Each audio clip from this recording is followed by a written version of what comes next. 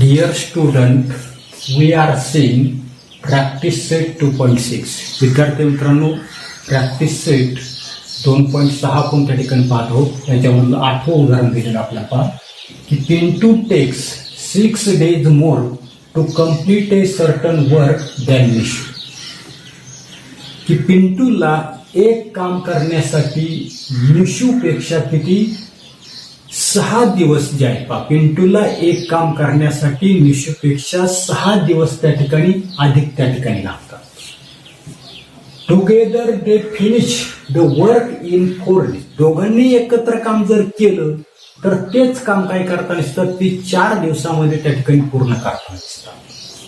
How many days would each take to complete that work if they work आलं. जर त्यांनी एकट्याने जर त्या ठिकाणी काम जर केलं तर ते काम पूर्ण करण्यासाठी प्रत्येकाला त्या ठिकाणी किती दिवस त्या ठिकाणी लागतील हे आपल्याला त्या ठिकाणी शोधायला त्या ठिकाणी सांगितलं. आता काय करा याच्यामध्ये काय सांगितलं की Pintu takes 6 days more to complete a certain work than Nishu. आपण काय करू, निशू जो आहे तर त्या निशूला ते काम करण्यासाठी किती त्या ठिकाणी दिवस लागतात ते आपण त्या ठिकाणी मानू. पहा की let Nishu takes X days to complete the work. Nishu जो आहे तर त्या निशूला ते काम करण्यासाठी X दिवस त्या ठिकाणी लागतात.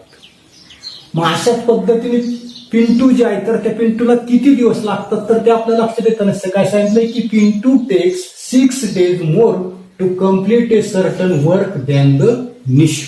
आणि देअरफॉर काय सांगता येईल की Pintu takes X plus 6 days to complete the work. निशूला काय करायला लागते, निशूला आपलं पिंटू जो आहे तर त्या पिंटूला निशूपेक्षा 6 दिवस जे आहे तर ते 6 दिवस त्या ठिकाणी अधिक लागतात. आणि म्हणून आपण काय लिहिलेलं आहे की Pintu takes X plus 6 days to complete that work. तेच काम करण्यासाठी पिंटूला निशूपेक्षा त्या ठिकाणी 6 दिवस जे आहे तर ते 6 दिवस त्या ठिकाणी अधिक लागतात. आता पहा एका दिवसाचा आपल्याला त्या ठिकाणी विचार करायचा. In 1 days Nishu does 1/x part of the work. एका दिवसात आपण विचार करू. In 1 days Nishu work 1/x days. नीट लक्षात की एका दिवसामध्ये निशू जो आहे तर तो निशू किती त्या ठिकाणी काम करतो हे आपल्याला त्या ठिकाणी करायचं. एक दिवस जो आहे तर त्या एका दिवसापैकी निशू त्या ठिकाणी किती काम करतो ते आपल्याकडे. म्हणून आपण काय म्हटले, इन 1 days निशू वर्क किती 1/x days किंवा x 1/x part of the work म्हणून आपण 1/x part of the work. काय म्हणतोय मी, इन 1 day निशू काय म्हटलेलं आहे की in 1 day Nishu does 1/x part of the work. मग अशाच पद्धतीने पुढे इन 1 day कोण आहे पिंटू डज किती 1 किती आहे X plus 6 part of the work. एका दिवसाला प्रत्येक जण किती काम करतो ते आपण काढले. निशू किती करतोय 1/x त्या ठिकाणी काम करताना दिसतो. अशाच पद्धतीने पिंटू जो आहे तर तो पिंटू ते असणारं काम एका दिवसाला किती करतोय तर 1/x plus 6 days. त्याच्यानंतर प्रश्नामध्ये आपल्याला काय दिलेलं म्हणजे सर्वसाधारणपणे एका दिवसाचा जर आपण जर विचार जर केला तर एका दिवसामध्ये किती काम होतंय तर ते आपल्याला लक्षात येईल की 1/x एका दिवसामध्ये किती काम होते तर ते आपल्याला त्या ठिकाणी काढायचंय. म्हणजे सर्वसाधारणपणे in 1 day, therefore in 1 day they work, एका दिवसामध्ये त्यांनी केलेलं जे काही काम जे आहे तर ते काम आपल्याला त्या ठिकाणी करायचंय. इन 1 डेज, काय म्हणता येईल, इन 1 डेज दे टुगेदर, काय म्हणतोय मी, दे टुगेदर वर्क, एकत्र काम आपण त्या ठिकाणी जर काढलं तर ते कसं काढता येईल, तर 1/x म्हणजे निशूनं एका दिवसामध्ये केलेलं काम आधी पिंटूनं एका दिवसामध्ये केलेलं काम किती आहे, 1/x + 6, आणि या दोघांचे काय करावं लागेल आपल्याला त्या ठिकाणी ऍडिशन जे आहे तर ती ऍडिशन त्या ठिकाणी, म्हणजे in 1 days they together work 1/x + 1/x + 6 part of the work, part of the work. एका दिवसामध्ये त्या दोघांनी मिळून केलेलं जे काही काम जे आहे तर ते काम आपण त्या ठिकाणी. आता पहा पुढे की आपल्याला पुढे सांगताय जे सर्वसाधारणपणे त्यांनी केलेलं जे काही काम जे आहे तर ते काम आपल्याला त्या ठिकाणी. आता हिचे असणारे जे काही काम जे आहे तर ते काम आपल्याला पहा कशा पद्धतीने काढता येईल तर त्याचा आपल्याला त्या ठिकाणी विचार करता येईल. आता पुढे एका दिवसामध्ये त्या दोघांनी केलेलं जे काही काम जे आहे तर ते काम किती आहे, 1/x + 1/x + 6 हे आपण त्या ठिकाणी काढू. आता की छेद जो आहे तर तो छेद त्या ठिकाणी भिन्न असेल तर छेदांचा गुणाकार काय करू आपण, छेदस्थानी लिहू आणि तिरकस गुणाकार करायचं, म्हणजे एकने इकडे गुणलं x + 6 आलं आणि एकने याला गुणलं तर x त्या ठिकाणी, जे x आणि x किती आले, 2x + 6 अपॉन या ठिकाणी x × x + 6 असं आपण त्या ठिकाणी देऊ शकतो. किंवा आतमध्ये मल्टिप्लाय करा, x ने मल्टिप्लाय केलं तर x² आलं, x² + 6x त्या ठिकाणी झालं. म्हणजे सर्वसाधारणपणे आपल्या लक्षात येता दिसतंय, काय लक्षात येता दिसतंय, पुढे आपल्याला काय दिलेलं पहा, total number of days taken by them together to complete the work is किती आलं, 2x + 6 divided by x² + 6x.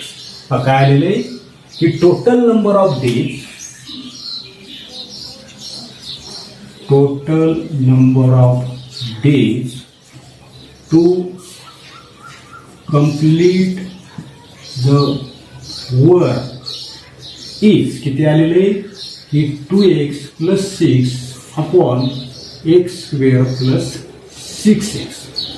ज्या ठिकाणी एक काम दोघांनी मिळून पूर्ण करण्यासाठी लागलेले जे काही दिवस जे आहे तर ते दिवस त्या ठिकाणी आलेले 2x + 6 अपॉन x² + 6x. आता प्रश्नामध्ये काय दिलेले पहा की प्रश्नामध्ये आपल्याला काय दिलेलं आहे की सर्वसाधारणपणे हे जे काही काम जे आहे तर ते काम करण्यासाठी किती दिवस लागतात असतात पहा. या ठिकाणी together they finish the work in 4 days. हे जे काही काम जे आहे एकत्र करण्यासाठी त्यांना किती दिवस लागतात तर 4 दिवस त्या ठिकाणी लागतात. म्हणून पुढे फ्रॉम द गिव्हन कंडिशन उदाहरणातील एकत्र काम केलं, एकत्र काम आपण काढले किती आलेले की 2x + 6 अपॉन x² + 6x.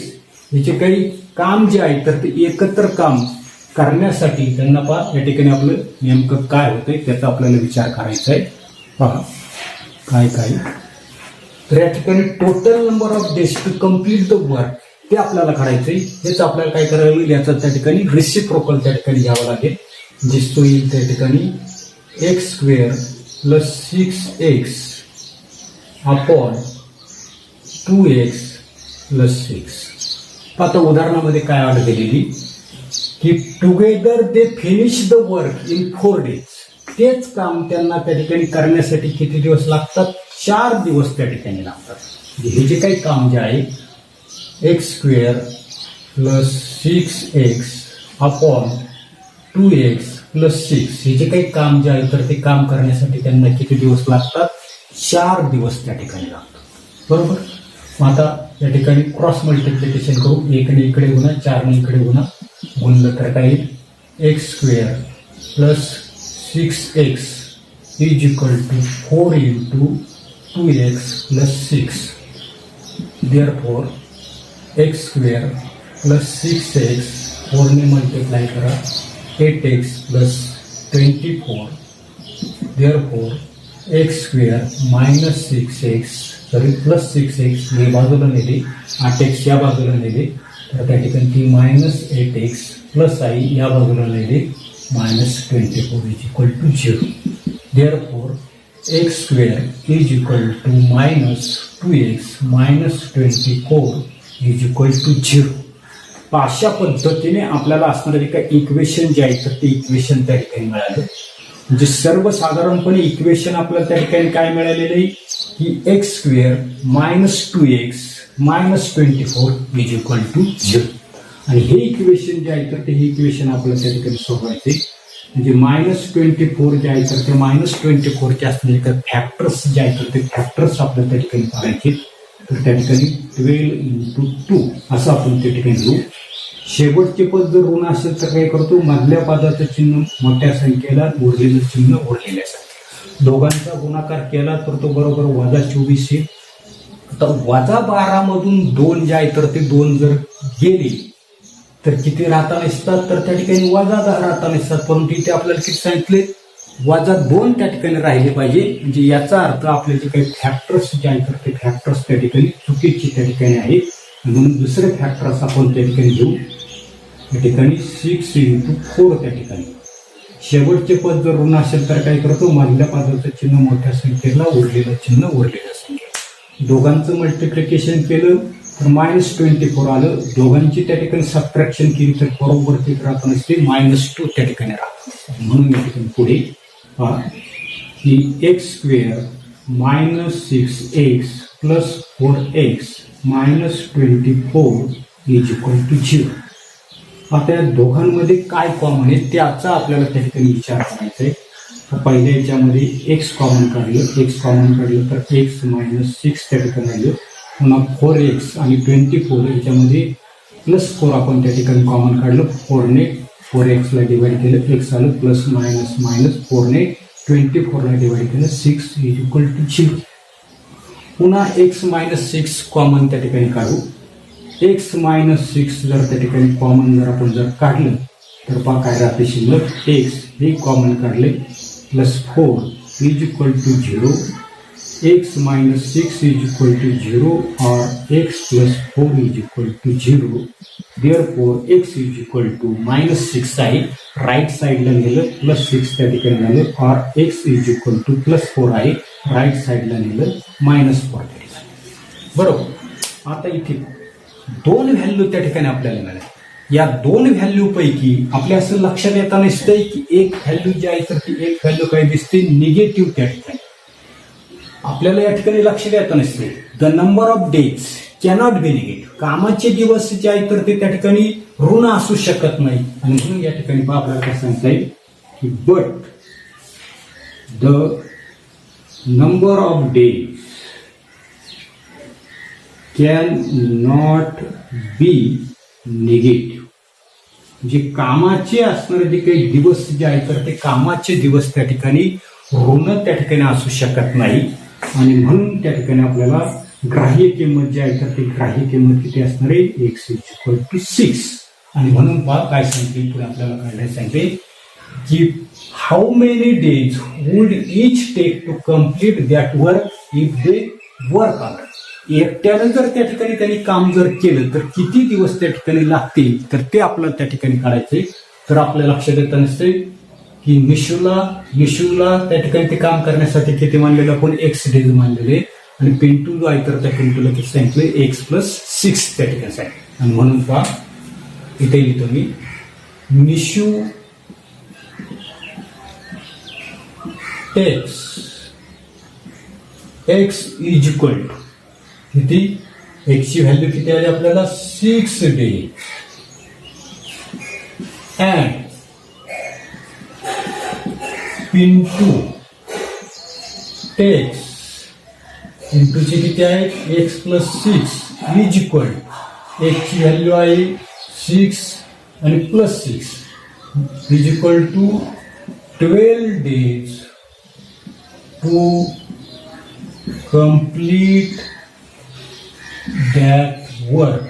आणि म्हणून त्या ठिकाणी ते असणार ते काही काम जे आहे तर ते काम त्या ठिकाणी पूर्ण करण्यासाठी मिशू जे आहे तर त्या मिशूला 6 दिवस आणि पिंटू जे आहे तर त्या पिंटूला किती 12 दिवस त्या ठिकाणी असतात. कधी वर्क इंडिव्हिज्युअली वैयक्तिक जर त्यांनी त्या ठिकाणी जे काम जे आहे तर ते काम त्या ठिकाणी इंडिव्हिज्युअली केलं जे वैयक्तिक जर त्या ठिकाणी जर केलं तर त्याला मिशूला त्या ठिकाणी 6 दिवस लागतील आणि पिंटू जो आहे तर त्या पिंटूला किती दिवस लागतील 12 दिवस लागतील. अशा पद्धतीने आपल्याला हे एक्झाम्पल त्या ठिकाणी सॉल्व्ह करायचं. आता पुढे 9th एक्झाम्पल आपल्याला दिलेले की 480 is divided by a natural number the quotient is 6 more than 5 times the divisor and remainder is 1. काय सांगितलंय की 400 is divided by a natural 480 ही जी काही संख्या जी आहे तर त्या संख्येला काय केलंय एका नैसर्गिक संख्येने त्या ठिकाणी जर भागलं तर काय सांगितलं आपल्याला the quotient is 6 more than the 5 times the divisor and remainder is 1. तर काय होताना दिसतंय तर भागाकार जो आहे कोशंट तो कसा आहे असणारा तो काही डिव्हायजर भाजक जे आहे तर त्या भाजकापेक्षा भाजकाच्या 5 पटीपेक्षा कसा आहे 6ने त्या ठिकाणी अधिक आहे आणि बाकी त्या ठिकाणी 1 आहे. तर आपल्याला सांगितले find the quotient and the divisor. तर आपल्याला त्या ठिकाणी भागाकार आणि असणारा जो काही भाजक जो आहे तर तो भाजक आपल्याला त्या ठिकाणी शोधायचा. आता इथे काय करू आपण डिव्हायजर जो आहे तर तो डिव्हायजर त्या ठिकाणी ऍशन करू. सोल्युशन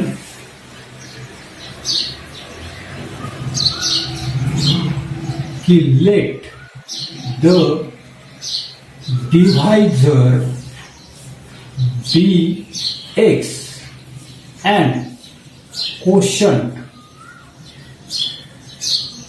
बी.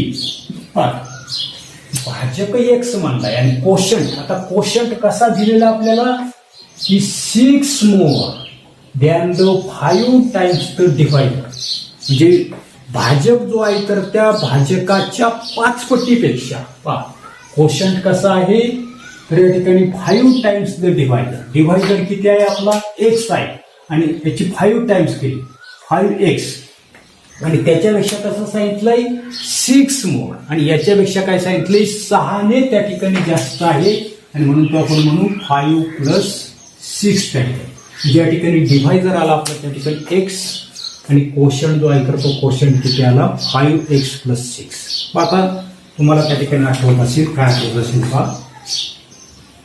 भाज्य बरोबर भाजक गुणिले भागाकार अधिक 12 किंवा हेच असणारे जे काही सूत्र जे आहे तर ते आपल्याला माहिती पहा काय आहे डिव्हिडंड.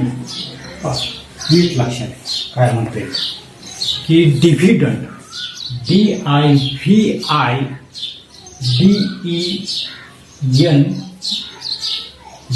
अशा प्रकारचा शब्द आहे DIVIDEND dividend. Dividend is equal भाजक जो आहे तर त्या भाजकालाच आपण काय म्हणतोय डिव्हायजर बरोबर डिव्हायजर. त्याच्यानंतर बाकी जे आहेत भाज्य बरोबर भाजक गुणिले भागाकार भागाकार आहे ते भागाकार अधिक बाकी म्हणजे डिव्हायजर इंटू भागाकाराला काय म्हणतो कोशंट आणि प्लस बाकीला काय म्हणतो आपण रिमाइंडर. अशा प्रकारचं सूत्र जे आहे तर ते सूत्र आपल्याला त्या ठिकाणी माहिती बरोबर.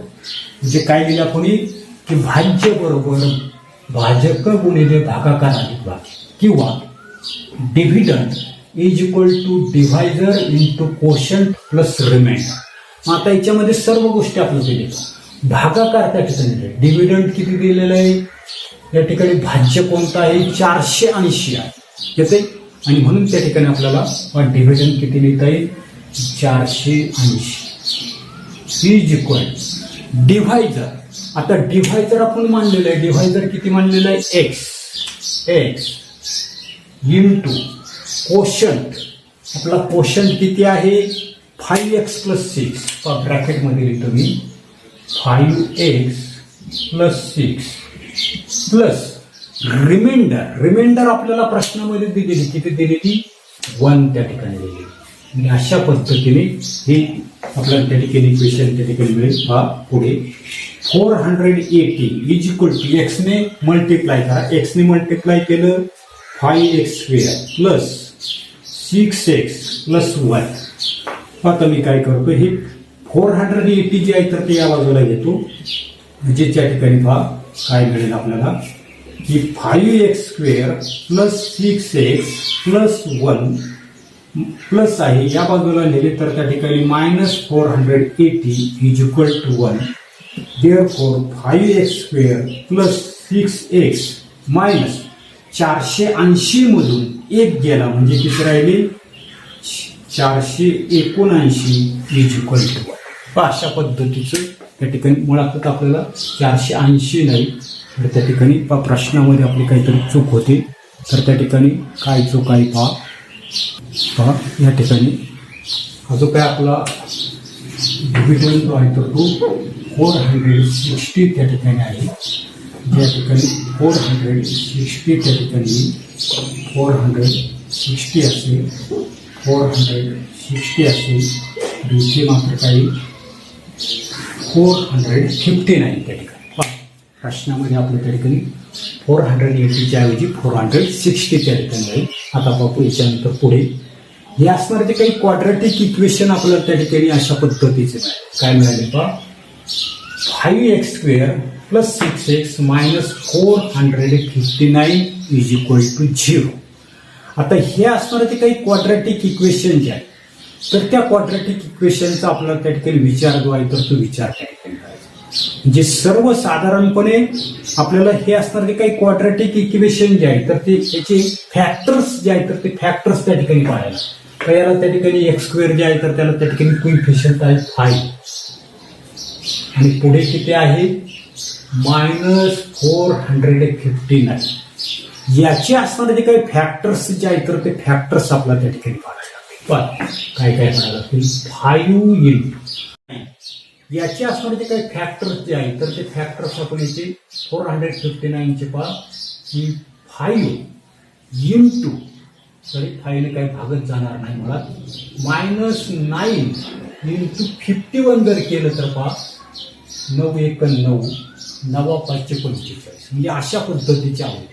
त्याच्यानंतर पुढे याचे जर आवडी जर आपण पाडले तर ते त्याले 45 इंटू 51 आणि म्हणून याची जे काय आवडी जे आहे तर ते अशा पद्धतीचे त्या ठिकाणी आपल्याला वाढता येतील. याच्यानंतर पुढे पहा आपलं इक्वेशन मी पुन्हा त्या ठिकाणी लिहितो 5x² plus 6x minus 459 is equal to 0. याचे फॅक्टर्स आपल्याकडे आहे. गुणाकार केला तर त्या ठिकाणी तो किती आता नसतो -456 आणि यांची वजाबाकी जर केली 51 मधून 5 गेले तर बरोबर 6 त्या ठिकाणी राहतात. ही मधल्या पदाची फोडाफोडी.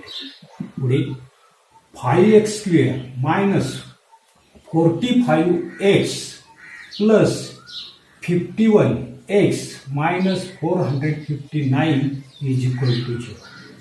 आता पहिल्या दोघांमध्ये काय कॉमन आहे तर त्या ठिकाणी आपल्याला 5x त्या ठिकाणी कॉमन.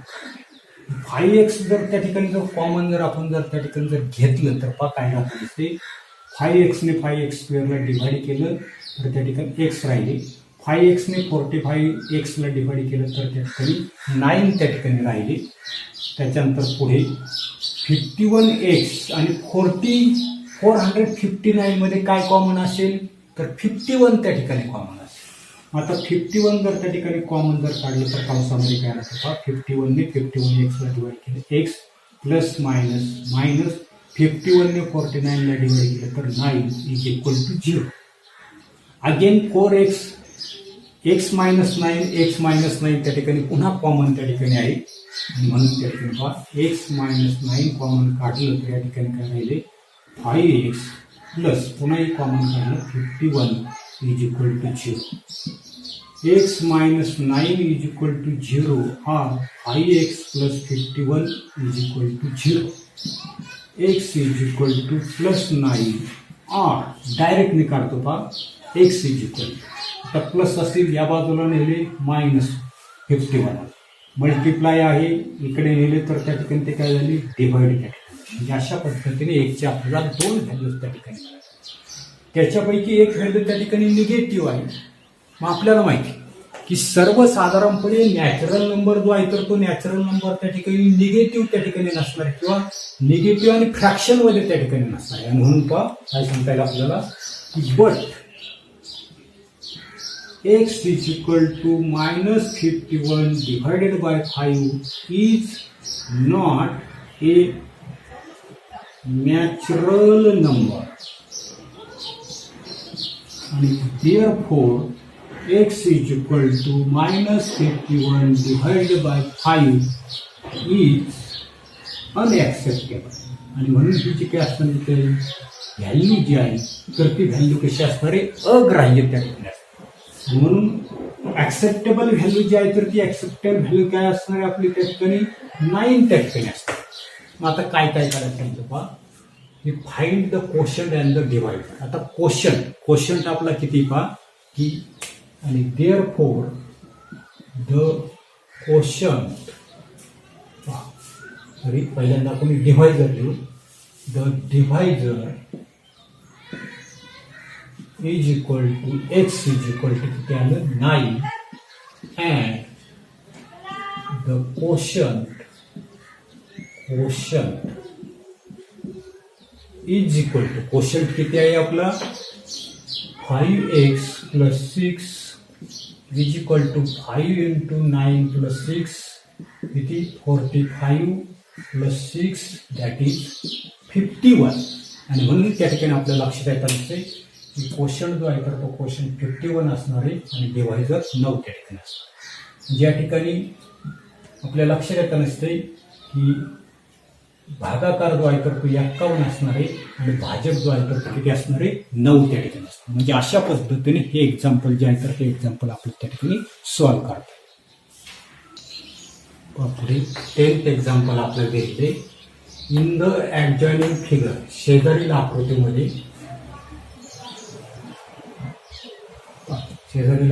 काय दिलेलं आहे की quadrilateral ABCD is a trapezium. ABCD हा समलंब चौकोन आहे. एबी पॅरलल सीडी एबी जी आहे तर ती सीडीला त्या ठिकाणी समांतर आहे and its area is 33 centimetre square. त्याचं असणारं काही क्षेत्रफळ जे आहे तर ते 33 सेंटीमीटर वर्ग त्या ठिकाणी आहे. From the information given in the figure find the length of all sides of quadrilateral ABCD. या ठिकाणी दिलेली जी काही माहिती जी आहे तर त्या आकृतीमध्ये दिलेल्या माहितीवरून हा जो काही चौकोन एबीसीडी जो आहे तर त्याच्या सर्व बाजूंची लांबी आपल्याला त्या ठिकाणी काढायची. Fill in the empty boxes to get the solution.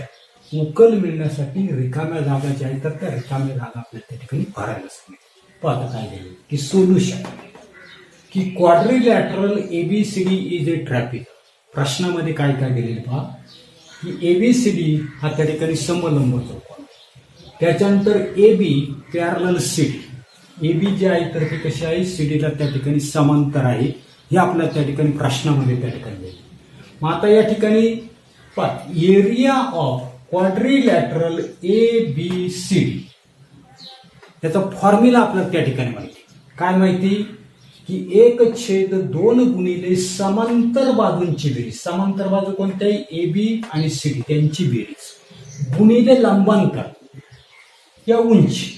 याच्यामध्ये लंबांतर किती दिसतंय एम आणि म्हणून या ठिकाणी मी काय देणार आहे या ठिकाणी एम.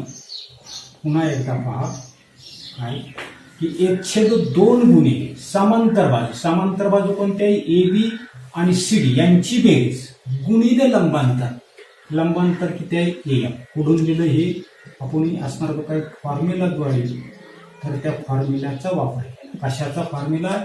एरिया ऑफ ट्रॅपेझम, समलंब चौकोनाचे क्षेत्रफळ काय असते? 1/2 गुणिले समांतर बाजूंची बेरीज गुणिले लंबांतर. पुढे याच्यामध्ये किमती टाकलेल्या आहेत. एरिया ऑफ ABCD तो आपल्याला दिलेला आहे, किती दिलेलं आहे? 33 1/2. AB किती दिलेली? AB ची व्हॅल्यू x दिलेली. CD ची व्हॅल्यू आपल्याला किती दिलेली? 2x + 1. आणि AM ची व्हॅल्यू किती दिलेली?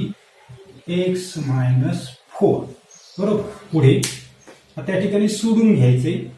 तर पहा काय केलेले की x आणि 2x याची बेरीज झाली 3x + 1 पुन्हा x - 4.